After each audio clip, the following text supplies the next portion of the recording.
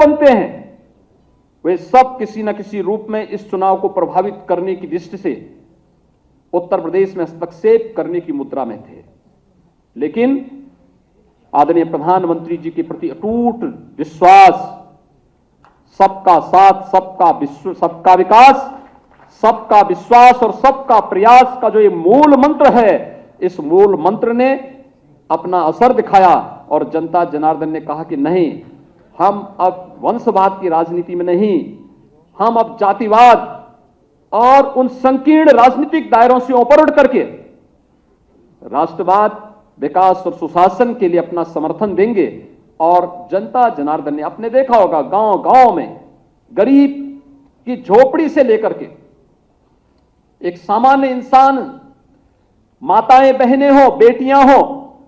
या युवा या अन्नदाता किसान,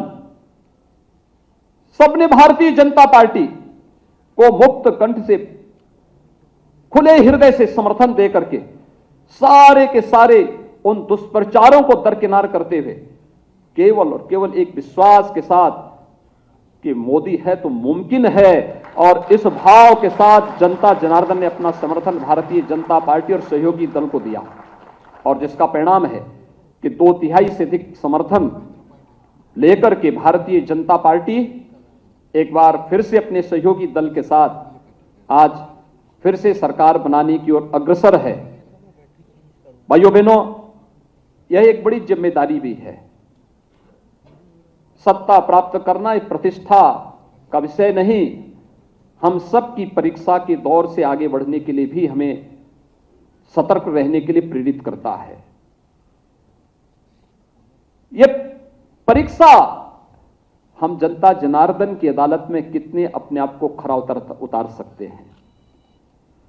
योजनाओं का लाभ बेहतर समन्वय के माध्यम से और डबल इंजन की सरकार का जो प्रधानमंत्री जी का मंत्र था, उसको जनता ने खुले हृदय से अपना समर्थन किया है, खुले हृदय से उसको अंगीकार किया है। हर व्यक्ति इस बात को जानता है कि उत्तर प्रदेश जैसे राज्य में उन योजनाओं को हर एक तक पहुंचाना, तकनीक उसमें बहुत बड़ी भूमिका का निर्वहन किया। 80,000 राशन कोटी की दुकान में ई-पॉस मशीन का लग जाना, उन गरीबों तक राशन की सुविधा का लाभ प्राप्त हो जाना, जनधन अकाउंट में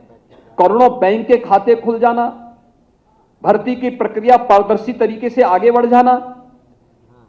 और इन सभी को जब हम आगे लेकर के चलते हैं तो स्वाभाविक रूप से हम सबके सामने प्रतिस्पर्धा पहले कुशासन से सुशासन के लिए था, अब सुशासन को और भी सुदृढ़ करने की दिशा में अगला हमारा कदम क्या होना चाहिए, स्वयं से हमारी प्रतिस्पर्धा प्रारंभ होगी। और उसके लिए तैयार होना, उसके लिए तैयार होना, उस सुशासन की स्थापना उसको और मजबूती के साथ आगे बढ़ाने के लिए आदरणीय प्रधानमंत्री जी ने जो एक संकल्प दिया है देश के सामने, जिस प्रकार का शासन देकर के देश की और दुनिया के अंदर आज लोकप्रियता की एक नई ऊंचाइयों को आदरणीय प्रधानमंत्री जी छू रहे हैं, अपनी कार्यों के माध्यम से, अपनी कर्मठता के माध्यम से, अपने देश की सुरक्षा, गरीब कल्याणकारी योजनाओं के माध्यम से भारत को दुनिया के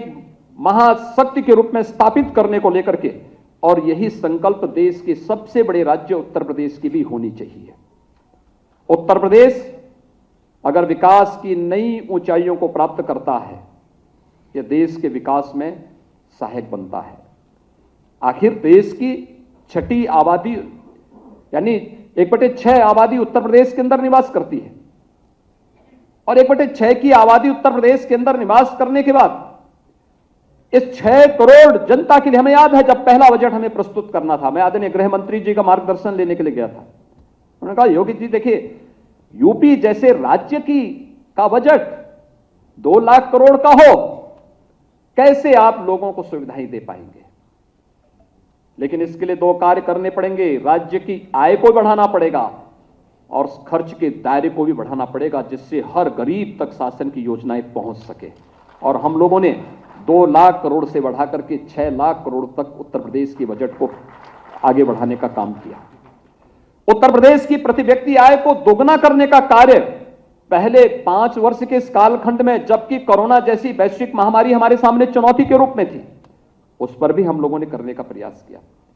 उत्तर प्रदेश की जीडीपी को बढ़ाया है, ये दोगुने से ज्यादा हुई है, लेकिन साथ साथ बहुत सारी चीजें हैं जिसको आगे बढ़ाने की आवश्यकता है। उत्तर प्रदेश के अंदर सुशासन की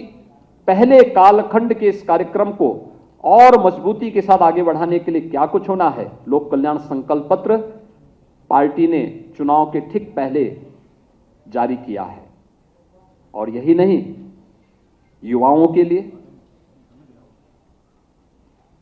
अपनी माताओं बहनों के लिए, अन्नदाता किसानों के लिए,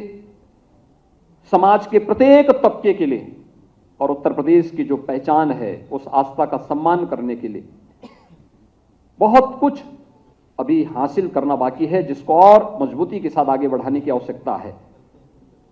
उन आप जो अपेक्षाएं उत्तर प्रदेश की जनता जनार्दन की हैं, उन अपेक्षाओं पर, उन आकांक्षाओं की पूर्ति करने के लिए हम सबको प्राणपण से जुट करके काम करना होगा, मिलकर के कार्य करना होगा, एक टीम वर्क के रूप में काम करना होगा, मिलकर के एक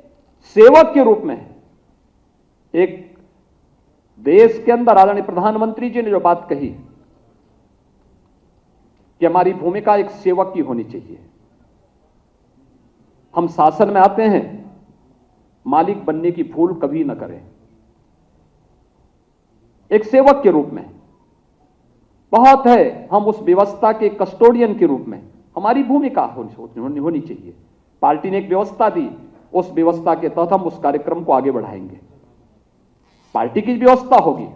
उस व्यवस्था के तहत हम अपना योगदान देंगे।